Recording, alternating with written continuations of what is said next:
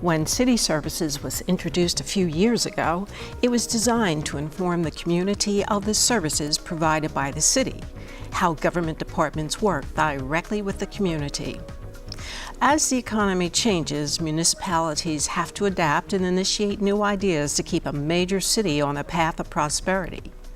The City of Wilmington continues to direct changes at improving and tightening its infrastructure without interruption. Hello, I'm Sheila Friedman, and welcome to City Services What's New.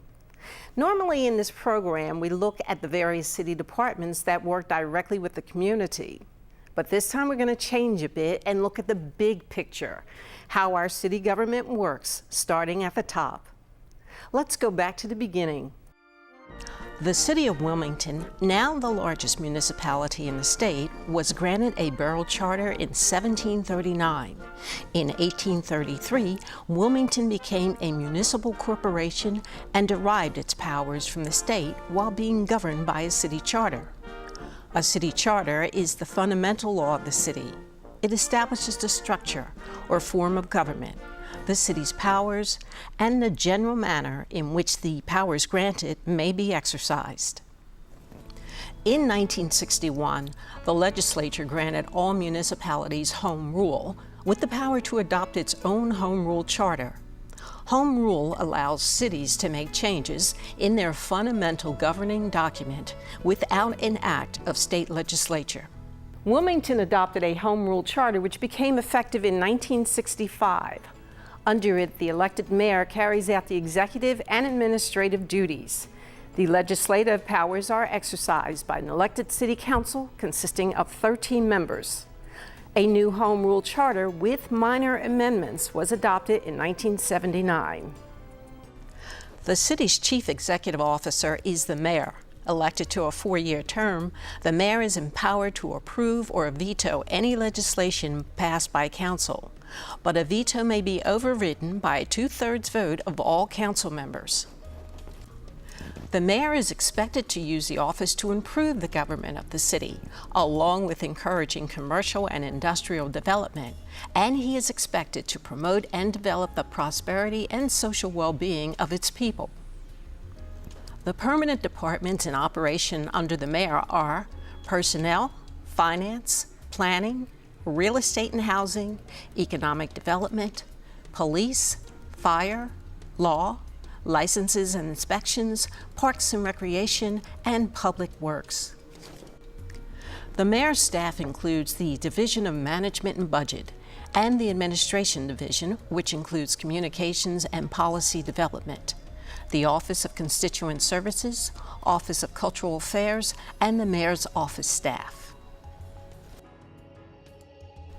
The City Council is the legislative branch of government. Council is responsible for enacting ordinances and resolutions that promote the public welfare and implement the provisions of the Wilmington City Charter.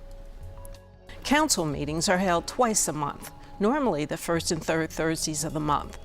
Alternate days may be scheduled due to special circumstances. There are 12 members of council and a president, each serving 4-year terms.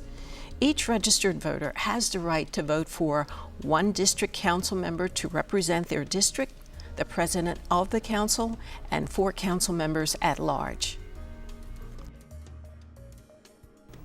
Bills, which are ordinances or resolutions, may be introduced by any council member at city council meetings.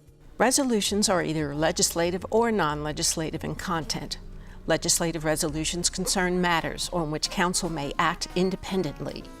Non-legislative resolutions convey the opinions of council on stated issues, but do not directly affect city government. Resolutions may be introduced and passed at the same meeting. For passage, resolutions require a majority vote of those council members present and voting. Ordinances are those bills which have the force of law. When a council member introduces an ordinance, the city clerk reads it twice by title only, unless a council member requests that it be read in full. After this first and second reading, the president refers the ordinance to the appropriate council committee for study and recommendations. The City Council has 9 standing committees: Finance, Economic Development, education, youth and families, health, aging and disabilities, housing, licenses and inspections, public safety, public works, and transportation. These committees have scheduled meetings and are open to the public. Ordinances require at least 7 council votes for passage after a third and final reading at a meeting after the one it was introduced. After passage, ordinances are forwarded to the mayor for approval or disapproval. In the case of disapproval, the council may override the mayor's veto by a 2/3 vote of all its members within 15 days after return from the mayor. If the mayor does not return the ordinance within the time required, it becomes law without executive branch approval. And finally, the city clerk, who is appointed by city council, serves as its secretary.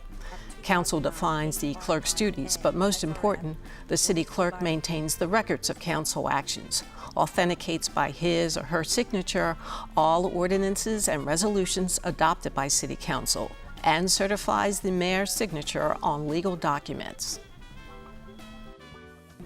There you have an overview of the executive and legislative branches of your city government. For general information about the various city departments, you can go to the city's website at www.ci.wilmington.de.us. For the Wilmington Information Television Network and City Services What's New, I'm Sheila Friedman. Thanks for watching.